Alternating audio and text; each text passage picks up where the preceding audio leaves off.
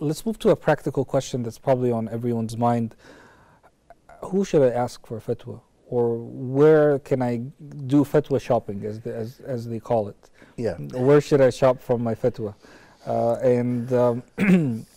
I may encounter, as you said, a mufti who is from Ahl Hadith, and then I may encounter a mufti who's from Ahl Ra'i, and they may have very different opinions, and they may both use the same exact hadith or the same exact ayah. Where do I go as a regular Muslim?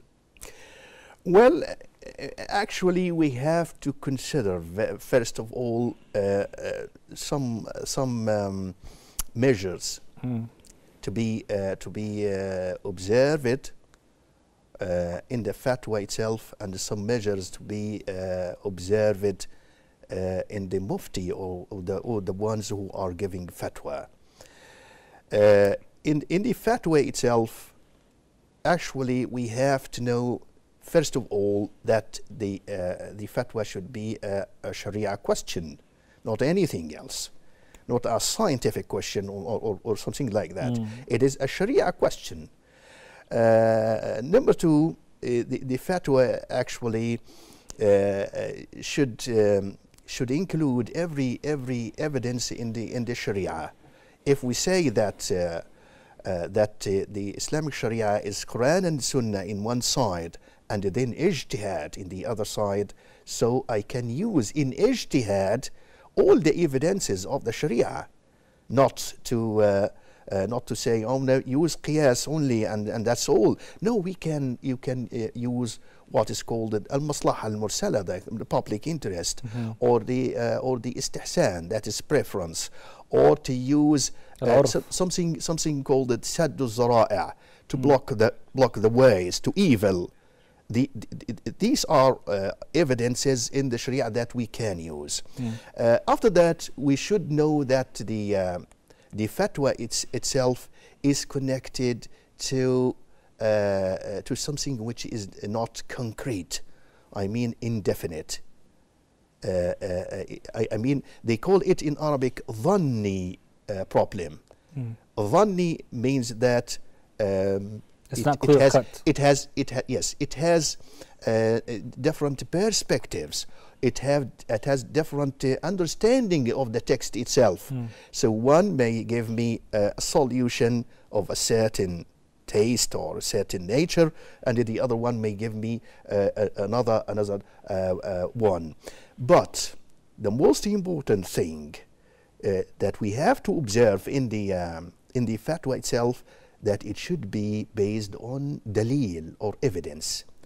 So nobody can say, yes, I can give a fatwa based on desires and whims, or based on this is Islam is easy, and we should choose what is easy to people. It is not a matter of ease. It is not a matter of desire or whim or interests, but it is something that is Sharia. Yes, we know that the Sharia is easy, but there are some other measures that we have to know.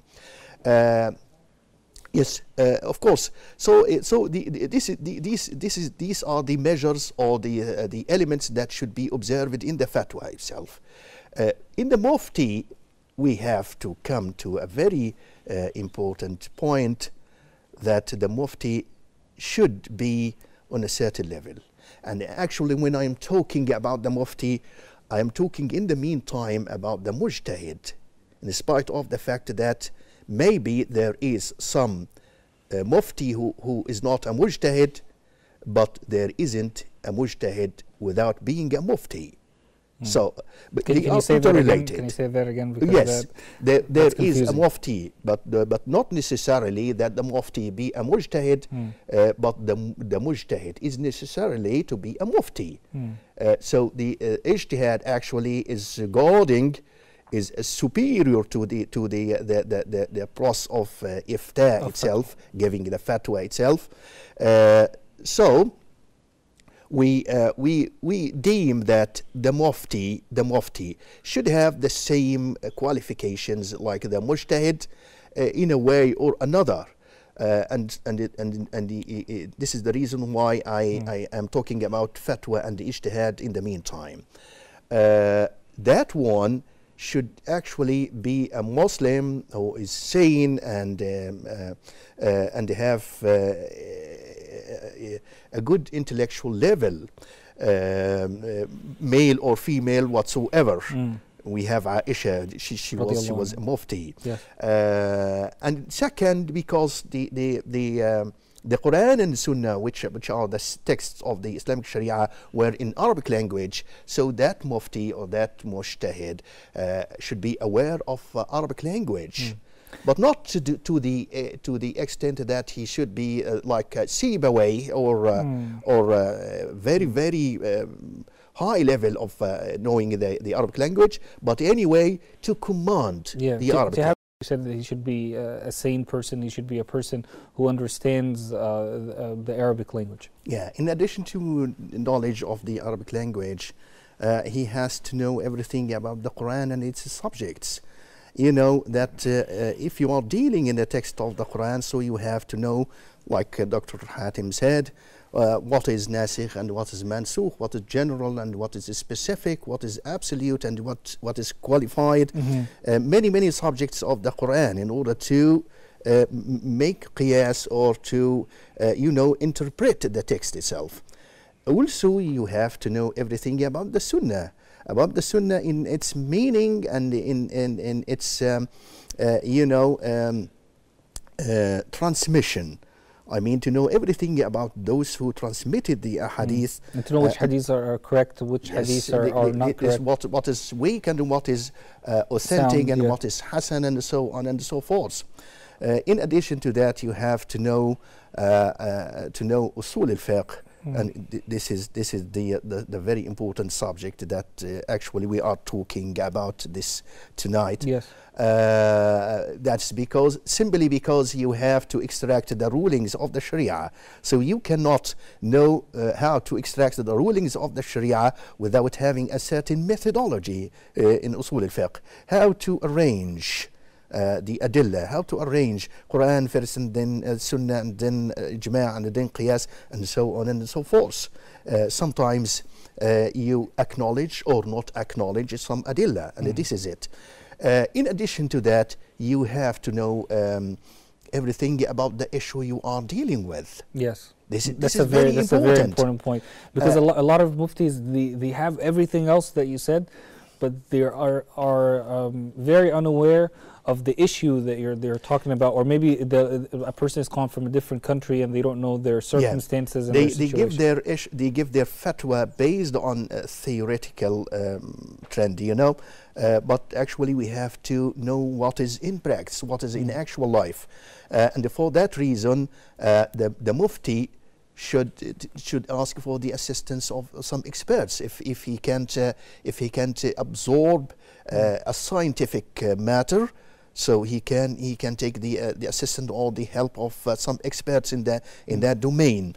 So just to make matters easier because what we're talking about is very complex, to make things easier for our viewers, for example, if a mufti has all the things that you're talking about, he's sane, he knows the Arabic, he knows a lot about the Quran, a lot about the Sunnah and everything else that you said. But for example, he's asked about a medical issue, whether that medical issue is halal or haram. He should ask experts in the field, like he should ask doctors who are specialized in that. Yes. After hearing their opinions, now he has the information in order to give a correct fatwa.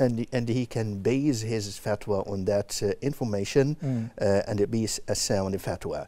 But in the end, what the mufti is giving is actually liable to be right or wrong, because the fatwa itself is based on that. It is not a fatwa by any way, except when you have a percentage of probability. I give this fatwa, and I did my own ijtihad, and this is the end of that ijtihad. But there is a probability, because we are human beings, and there is a probability that I could be wrong anyway. And also, on the other side, The other mufti can give the opposite thing, and he has, of course, his dalil, based on his dalil, but he is giving a probability, a percentage of probability that his fatwa is wrong and my fatwa is right. So this is the way. When we actually the word of ijtihad itself, meaning to exert someone's effort in studying a problem or an issue very thoroughly in order to reach to the solution of the problem using the sources of the Sharia. So in that, no absolute. Nothing is absolute in that, but we say, okay, so the predecessors used it to say, this is my fatwa. If it is right, this is from Allah, and if it is wrong, it is from myself and the Satan. That's to safeguard. Another thing which is very important, and this is actually Allah subhanahu wa ta'ala is giving to whomsoever He wants. That is a very special understanding to the texts and the purposes of the Sharia. So that level actually is not in everyone. So maybe the muftis differ in that, and someone has a very, very good understanding of the text of the Sharia, which is not in the another one or ones. So this is actually very important. Yes. So here we have some conditions to be observed in the fatwa itself, and some conditions to be observed in the muftis. That makes sense, inshallah.